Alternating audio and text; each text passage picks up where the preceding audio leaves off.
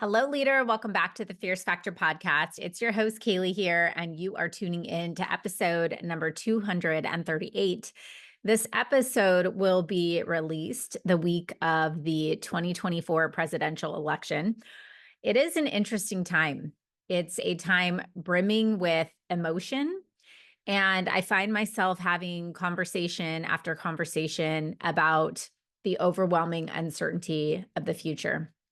And it's interesting to think about that because the truth is, regardless of what's happening around us, there has never and there will never be absolute certainty about the future. We don't know what tomorrow will bring or if we will even be here for it.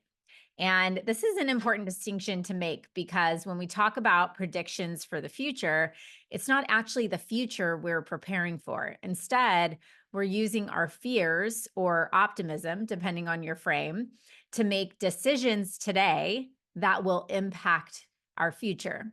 So essentially, the future itself is not the lever we need to impact. It's instead about the choice of how we decide to show up today that will ultimately become our future. Interesting to think about.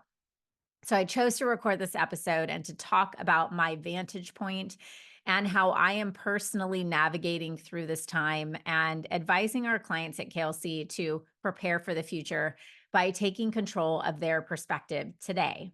So today we'll dive into three core areas to really talk about navigating the uncertainties of today to prepare for the future. We're going to talk about the collective energy, essentially what's happening now. We're going to talk about my predictions for the state of consumerism in an AI driven environment. And we're going to talk about tools for navigating personally and professionally through chaos. So, first, let's get level set about what the heck is going on. So, if you're feeling like there is chaos happening, like a tornado all around you, you are not alone.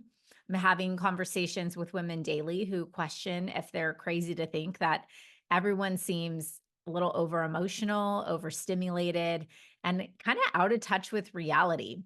And I'll share that this has absolutely been true for me. Many people I interact with are finding a very hard time emotionally self regulating through what would generally be common challenges.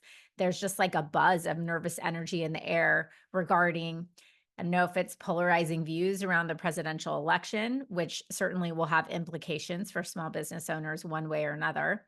And P.S., I wrote an article outlining these implications and how to communicate to your team. So I will link that up in the show notes. And while inflation is coming down, it's lowering from an all time high. So it's still through the roof.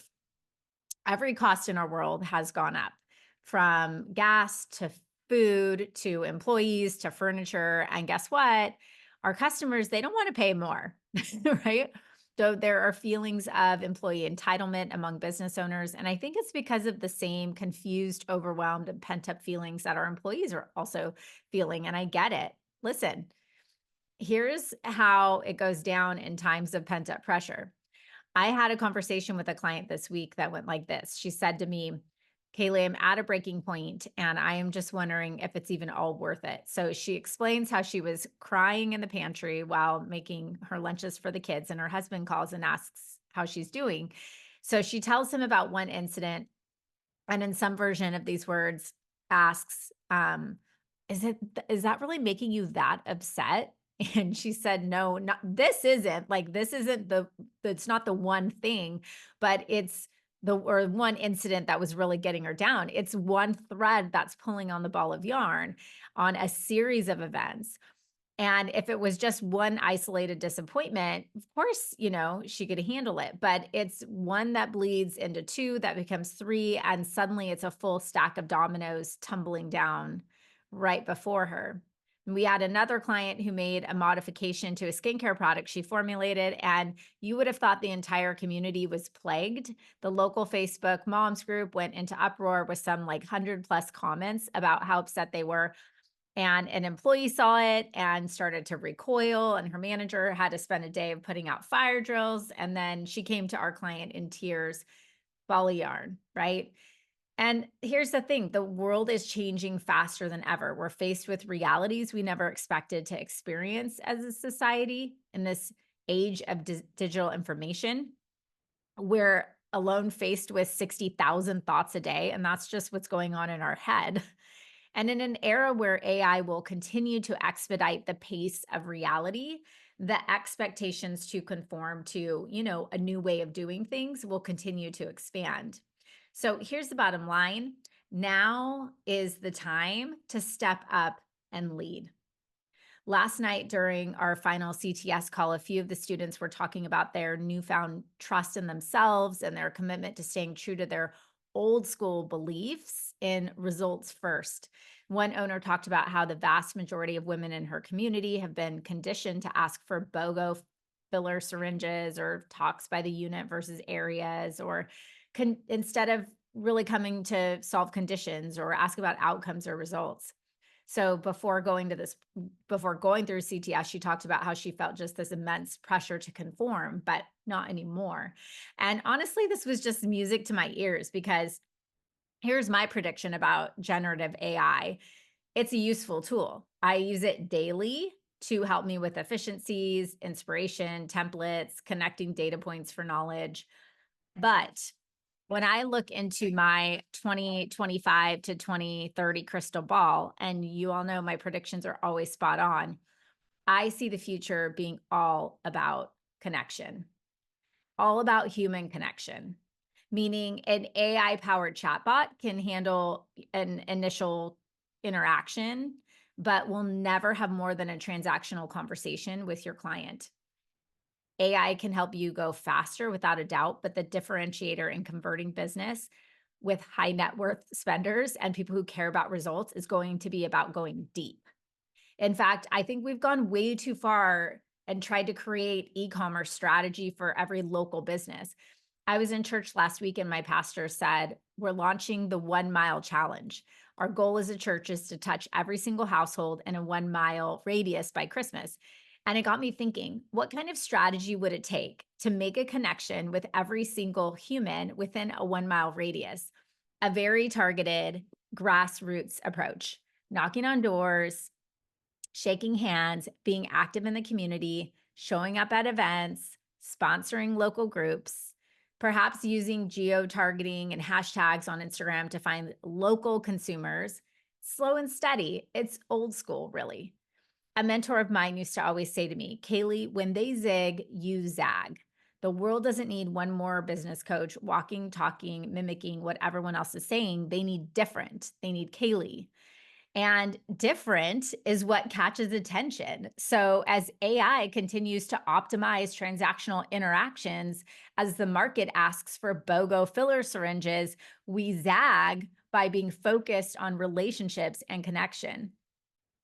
I've thought a lot about this lately, particularly as food prices have skyrocketed. And for me, I want to have an excellent experience when I go out to eat. I don't want to be treated like a number. I want to be treated like my business is important to the place that I'm spending my money at. When I was in college, I worked for a little diner on the bay. It was a breakfast and lunch spot that was famous for their schooners of beer and Bloody Marys and the views, and of course, the cute servers. Well, I had these regular clients that would come in every single day and they would ask to sit in my little section and we built relationships. We would set them up with a house account, meaning I wouldn't bring them a bill at the end of their meal. I just put it on their tab and then the restaurant would bill them at the end of the month. And I got to the point where I knew which breakfast was on order for what particular day of the week. And these folks would spend essentially, if you think about it, a third of their budget for their daily meals with one restaurant. Now, imagine if every client you had spent 1/3 of their health and beauty budget with you. It's such a good reminder that good business is old school. So, in practical terms, how do you navigate personally and professionally through this chaos? In other words, in a high strung, fast paced, speed driven society, how do you increase your impact, build a sustainable business, and not burn out along the way? Well, for me, it all comes back to managing my mind. This is where I am sewing a connection with myself as a leader and my willingness to show up for my business because there's a lot of outside noise and pressure to conform. You know this. And if you aren't convicted to prioritize the things that truly matter, to focus on your craft, and to set and honor firm boundaries around what you stand for, you will get distracted and you will gumby around or you will bend until you break. Building a business is hard. But at the end of the day, why do we even do what we do? Why do the hard? It's not actually for the money, is it?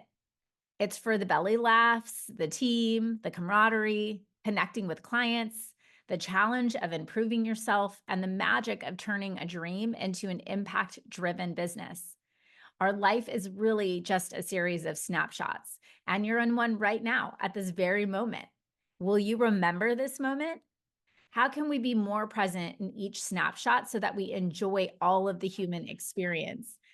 I was at my 16-year-old Cooper's lacrosse parent meeting last week, and the coach said to the boys, "You only have so many team huddles, bus rides, wins, losses, and then it's gone. Enjoy the game. It's hard. And it's going to be very challenging to grind through the unsexy work if you don't love the game." Now, isn't that the damn truth? I'm pretty fed up with TikTok business coaches talking about all the things that you don't know and why your business is going to fail. The only critical KPI is your love for the damn game, to get up and to keep playing it. It's time to connect and plug in, to stay committed to your craft. While you may not know what tomorrow will bring, you have one choice in the present moment, and that is to take responsibility for your part in the process of building what you desire to build.